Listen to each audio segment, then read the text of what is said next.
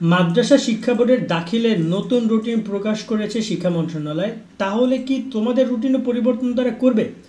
অনেক শিক্ষার্থী আমাকে প্রশ্ন করছিল যে ভাই দাখিলের রুটিন পরিবর্তন করেছে, নতুন রুটিন প্রকাশ করা হয়েছে, যেখানে বাংলা পরীক্ষা পিছিয়ে নিচ্ছে, ব্যবহারিক পরীক্ষা পিছিয়ে নিচ্ছে, উচ্চতর গণিত পরীক্ষা পিছিয়ে নিচ্ছে। তোমাদের ক্ষেত্রে এরকম কোনো কিছু হবে কি না, এই ভিডিওতে আমি চেষ্টা করছি তুলে ধরার জন্য। দেখো, আজকে আমি ভিডিওটি করছি অলমোস্ট 26 তারিখ, 27 তারিখ, কালকে থেকে তোমাদের তো বৃহস্পতিবার, দেন হচ্ছে যে ঈদের ছুটি শুরু, আর তো সম্ভব না এমন একটা ব্যাপার। তবে যদি শিক্ষা মন্ত্রণালয় চায় তাহলে ঈদের পরেও তোমাদের রুটিন পরিবর্তন করতে পারে।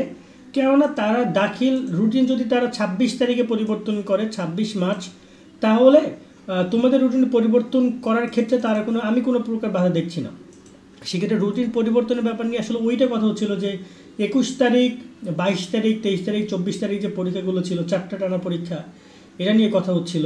তার সাথে তোমাদের ভূগোল পরীক্ষা ছিল 30 তারিখে, এখানে কোনো বন্ধ নেই, এটা নিয়ে কথা হচ্ছিল। অনেকে আবার জীববিজ্ঞান নিয়ে কথা বলছিল, অনেকে রসায়ন নিয়ে বন্ধ নিয়ে কথা বলছিল।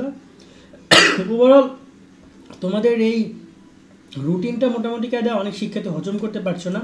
সো তারা রুটিন বাতিলের কথা বা পরিবর্তনের কথা বলছিল। এখন শিক্ষা মন্ত্রণালয় চাইলে, আমি তোমাদেরকে জানিয়ে রাখছি, তারা চাইলে কিন্তু তোমাদের, যেহেতু শিক্ষা মন্ত্রণালয় থেকে কিন্তু দাখিলের রুটিন অনুমোদন দিছে, যে রুটিনে 21 তারিখে পরীক্ষা হবে, 21 তারিখে তারা পরীক্ষা দিয়েছে। এবং তার সাথে এখানে তারা কিন্তু তোমার উচ্চতর পরীক্ষা পিছিয়ে নিয়েছে, ব্যবহারিক পরীক্ষা পিছিয়ে নিয়েছে, এবং এখানেও কিন্তু সেম 21, 22, 23, 24 একদম সাথে সাথে পরীক্ষাগুলো রেখেছে দাখিল শিক্ষার্থীদের।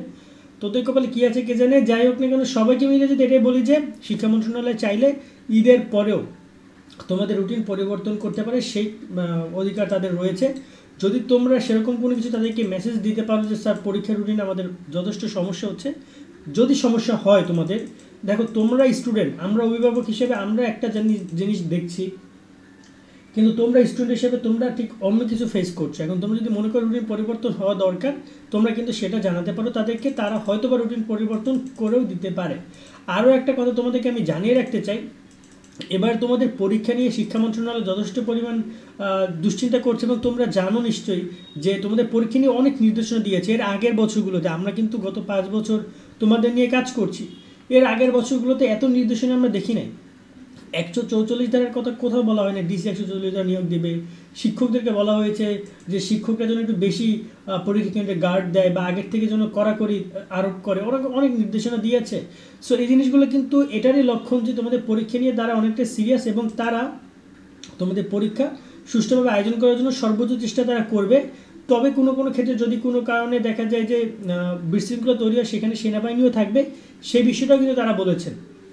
সেনাবাহিনীও থাকবে, কিন্তু যদি সেনাবাহিনীর দরকার হয়, মানে এখানে দায়িত্ব তাদেরকে দেওয়া হয়নি আনুষ্ঠানিকভাবে, বা যদি দরকার হয় তারা সেনাবাহিনীও থাকবে। তো এটা হচ্ছে আপাতত আপডেট তোমাদের। আপাতত আমি হচ্ছে গ্রামে চলে যাচ্ছি, তোমাদের নিয়ে তেমন ভিডিও খুবই কম করা হবে। ইম্পর্টেন্ট আপডেট আসলে তোমাদের সাথে কথা হবে। অবশ্যই তোমাদের জন্য অগ্রিম ঈদ উল ফিতরের শুভেচ্ছা, ঈদ মুবারক রইল। আর নেক্সট আপডেট আসলে আমরা চেষ্টা করবো তোমাদেরকে নিয়মিত সেগুলো জানানোর। কবে কবে ভিডিও দিয়ে বলতে পারছি না। আগামীকালকে আমি আপাতত ঢাকা থেকে গ্রামে চলে যাচ্ছি।